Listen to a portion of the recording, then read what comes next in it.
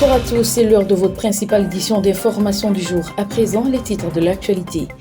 Le 19 décembre dernier, le Premier ministre Raymondo Sima a reçu en audience l'ambassadeur extraordinaire et plénipotentiaire de la République d'Algérie dans le cadre du renforcement des coopérations entre les deux États. Nous le verrons dans ce journal. Le programme des Nations Unies pour le développement entend injecter près de 40 milliards de francs CFA à l'État gabonais pour son développement communautaire. Les détails de cette information tout de suite dans ce journal. Parlons à présent société avec le prophète Benigno Amina qui a tenu une conférence de presse dans laquelle il s'insurge contre l'enseignement de l'homosexualité dans les établissements scolaires au Gabon. Nous le verrons également dans ce journal. Voilà, c'était tout pour le sommaire. Bon confort d'écoute. Nous le disions sommaire, mardi 19 décembre dernier, le Premier ministre Raymondo Sima a reçu en audience l'ambassadeur extraordinaire et plénipotentiaire de la République démocratique d'Algérie, Abdelek Aïssaoui, dans le cadre d'une séance de travail. En effet, cette séance était axée sur la volonté du gouvernement algérien qui souhaite renforcer les liens de coopération existants entre les deux pays. Il était précisément question de voir comment le gouvernement algérien peut accompagner le Gabon dans le secteur d'éducation, notamment dans l'octroi des bourses aux étudiants gabonais.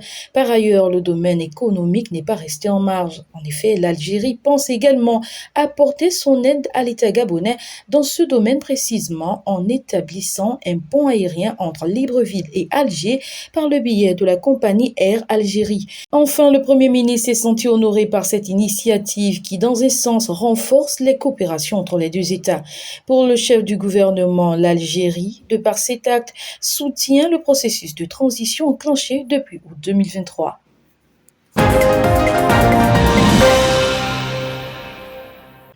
Le PNUD, organisme onusien, souhaite une fois de plus accompagner le gouvernement gabonais dans son élan de rehaussement de son économie.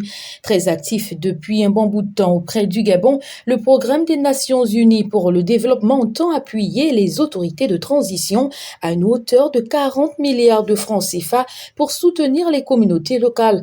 En effet, cette information ressort des échanges qui ont eu lieu le 15 décembre dernier entre le Premier ministre Raymondo Sima et une délégation du PNUD conduite par son représentant national Francis James. Au cœur de cette rencontre, un programme d'urgence couvrant une période de 18 à 24 mois. Ce programme communautaire s'élève à une hauteur de 200 milliards de francs CFA, dont 160 milliards décaissés par l'État gabonais et 40 milliards par le PNUD, dans le but de renforcer la capacité de réaction des populations vulnérables de l'arrière du pays, les sécurisant des chocs climatiques et sanitaires. Ce programme devra également inclure la construction ou la réhabilitation des infrastructures communautaires de base à l'instar des écoles, centres de santé, bâtiments administratifs, postes de police pour ne citer que cela, et ceci au grand plaisir des populations gabonaises. Le 19 décembre dernier, une délégation du ministère de l'Enseignement supérieur, de la Recherche scientifique et de l'Innovation technologique, conduite par le conseiller technique du ministre de tutelle, Aimé Tonda, s'est rendue à Port-Gentil, capitale de l'Ogooué-Maritime, afin de s'enquérir de l'état d'avancement des travaux de la construction de l'Université internationale de Port-Gentil. Celle-ci rentre dans le cadre d'une série de visites initiées depuis quelques mois déjà dans le Grand Libreville. En effet, elle se fait précéder par celle de l'Université d'Akanda et celle de la réhabilitation de l'amphithéâtre de l'Université Omar Bongo. À cet effet, il en ressort de cette visite une insuffisance de financement pour les finitions des travaux. Outre cette difficulté, le bâtiment lui-même représente 60% déjà de ce qui a été fait. Selon le directeur général des sociétés adjudicataires, la question financière revêt une importance cruciale pour garantir la livraison de ce futur joyau en octobre 2024. À ce titre, l'on vient se demander qu'en est-il du financement octroyé par le chef de l'État, le général de brigade Brice Clotaire Oligui-Nguema, à une hauteur de 13 milliards de francs CFA pour les universités et les écoles sous tutelle du ministère. Pour finir, parlons à présent société et éducation avec le prophète Beningwa Bina qui a tenu une conférence de presse dans les locaux de son assemblée le 19 décembre dernier où il s'est insurgé contre l'idée d'enseigner l'homosexualité et la bisexualité dans nos établissements du Gabon. Son intention, interpeller les autorités gabonaises sur ce qu'il dit avoir constaté, à savoir la présence subtile de l'acceptation de l'homosexualité dans certains programmes pédagogiques à l'instar de l'application Hello Ado. Selon lui, loin de lui l'intention d'attaquer qui que ce soit.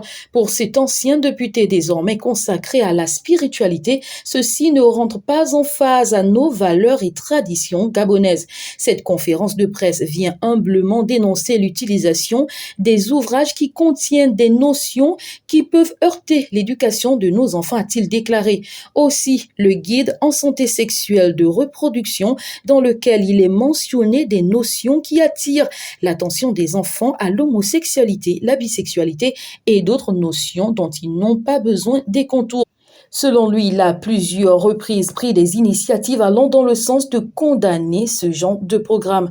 Pour finir, cette interpellation vise le ministre de l'Éducation nationale, le chef de l'État de transition, Brice Clotaire-Oly Nguema, qui jusqu'ici est un modèle pour les populations avec ses valeurs sociales et spirituelles. Voilà, c'était tout pour aujourd'hui. Merci de nous avoir suivis. À demain, même heure, pour un prochain numéro de votre édition. Restez fidèles à Ogo Info.